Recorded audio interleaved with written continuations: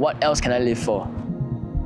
And I have to be living with a kingdom mindset in this world system, but with the mindset of Jesus and how he sees this world. After I feel that voice, I just stopped. And I was totally surprised, how can this be happen?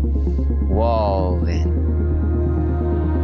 म चाहिँ कहिलेकाहीँ मात्र चर्चमा जान्थेँ, प्रभुसँगको सम्बन्ध त्यति राम्रो थिएन।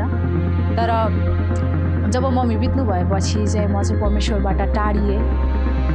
And I was a very angry proponent for atheism and completely against any kind of religion, any kind of talk of God. I hated the thought.